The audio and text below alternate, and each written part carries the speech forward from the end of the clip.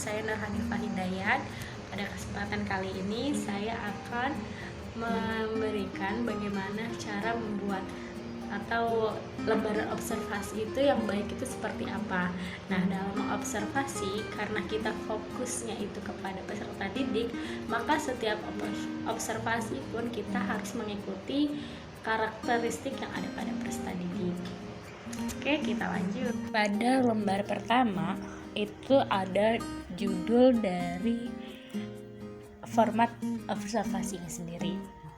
Setelah itu terdapat sebuah identitas di mana terisi dengan nama mahasiswanya, kelas, sasarannya, serta siklus pembelajarannya. Selanjutnya ada pun aspek yang akan diobservasi. Yang pertama tentang etnik, di mana etnik ini terdiri dari 2 poin, yaitu peserta didik berasal dari suku, ras, dan bahasa yang berbeda. Peserta didik mentoleransi rekan lainnya yang berbeda suku dan yang berbeda bahasa. Nah, ini nanti kita observasi. Kemudian di poin kedua ada kultural. Kultural sendiri terbagi menjadi 2 poin. Yang pertama, peserta didik memiliki budaya daerah yang berbeda. Kedua, peserta didik memiliki rasa toleransi antar perbedaan budaya. Selanjutnya, poin status sosial. Ini perlu kita timbangkan juga dalam melakukan observasi, karena status sosial peserta didik yang satu dengan yang lain itu berbeda, tidak ada yang sama. Mereka lahir dengan latar belakang yang berbeda. Maka dari itu bisa dilihat dalam poin-poin status sosial, yaitu terdapat peserta didik mampu menerima perbedaan sosial yang ada di lingkungan. Kedua, peserta didik tidak memandang status sosial antar teman dalam bersosialisasi. Ketiga, ada perbedaan status sosial peserta didik tidak menghambat proses pembelajaran. Yang keempat, ada minat. Nah, kadang minat itu suka kita kaitkan dengan bakat. Minat sendiri merupakan sesuatu hal yang didasari dengan adanya motivasi yang lahir pada diri sendiri.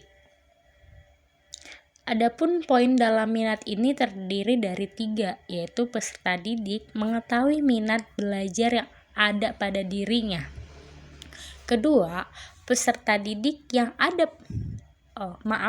minat yang ada pada peserta didik mampu meningkatkan motivasi belajar peserta didik. Dan terakhir, yang ketiga, peserta didik memiliki kemauan untuk menumbuh kembangkan minat yang ada pada dirinya. Itu tentang minat. Selanjutnya dapat kalian lihat di dalam layar ini, yaitu ada perkembangan kognitif dan kemampuan awal. Apa sih perkembangan kognitif dan kemampuan awal? Nah, kalau perkembangan kognitif seperti yang sudah kita ketahui bersama, bahwa peserta didik yang satu dengan peserta didik yang lainnya itu mereka mempunyai tahapan yang berbeda-beda, memiliki fase yang berbeda-beda. Bahkan dalam anak kembar pun, dalam perkembangan kognitifnya mereka pun berbeda gitu. Jadi kita tidak bisa memukul sama ratakan bahwa setiap peserta didik itu memiliki perkembangan yang sama gitu. Nah, ini harus kita perhatikan. Kemudian ada kemampuan awal.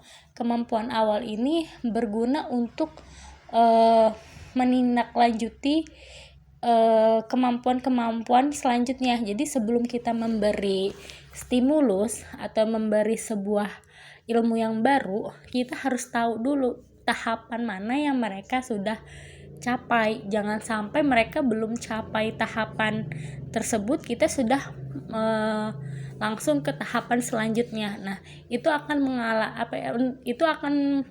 menjadikan sebuah kesenjangan pada diri peserta didik itu sendiri. Nah, dalam poin perkembangan kognitif dan kemampuan awal itu terdapat lumayan banyak poin ya.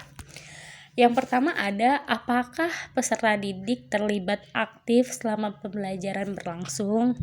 Kemudian dalam bentuk apa saja keterlibatan peserta didik dalam pembelajaran ini?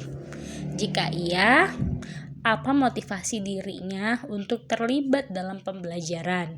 Jika tidak, mengapa? Kemudian selanjutnya adalah, apakah peserta didik antusias dalam belajar? Terus ada juga, apakah peserta didik dapat menunjukkan perkembangan kognitifnya melalui keaktifannya?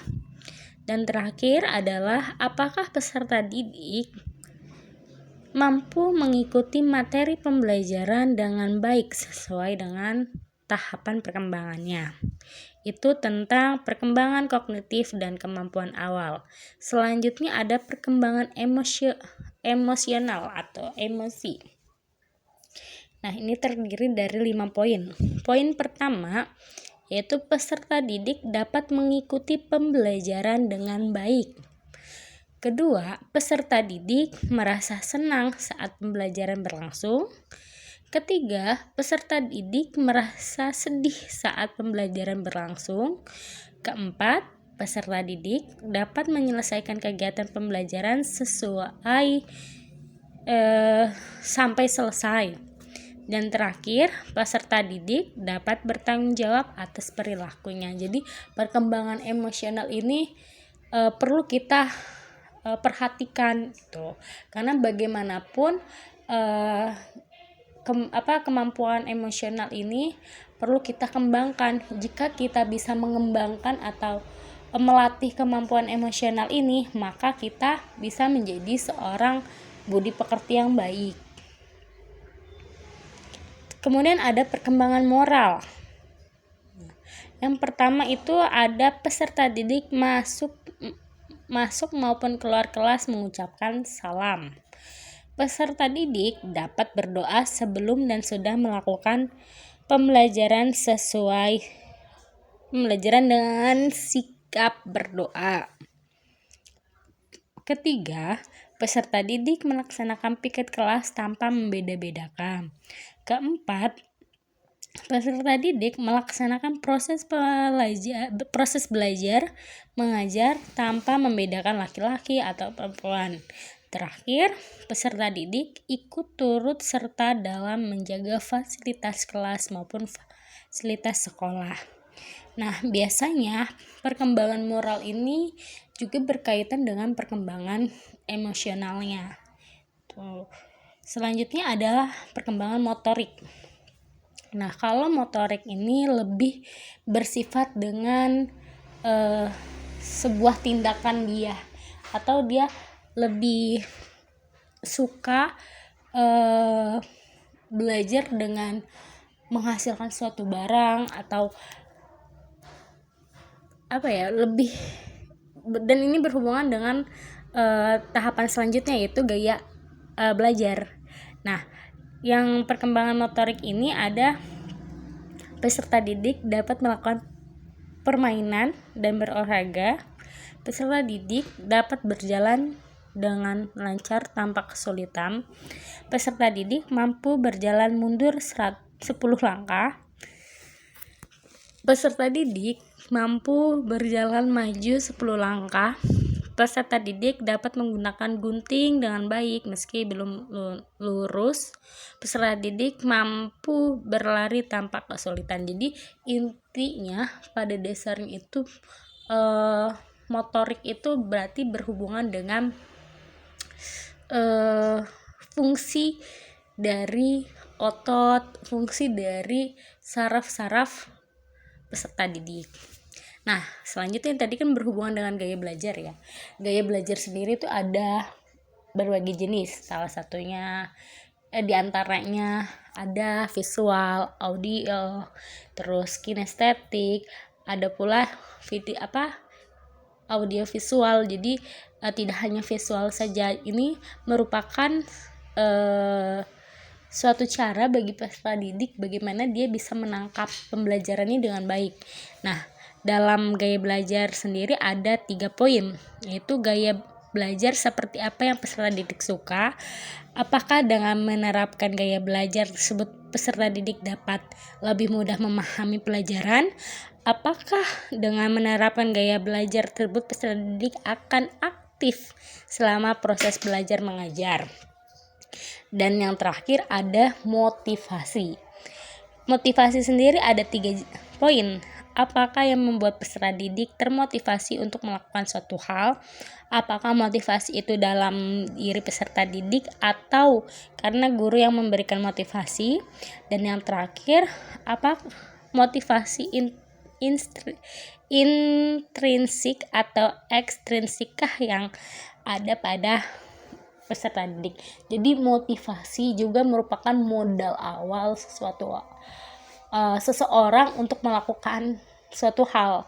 Jadi kalau tidak ada motivasi, orang tersebut mungkin tidak akan bisa melakukan hal yang sebenarnya mudah untuk dilakukan gitu. Jadi motivasi itu ada 2, yaitu intrinsik, yaitu dalam dirinya, lahir pada dirinya sendiri, kemampuan yang muncul akan suatu hal yang didasari oleh dirinya sendiri.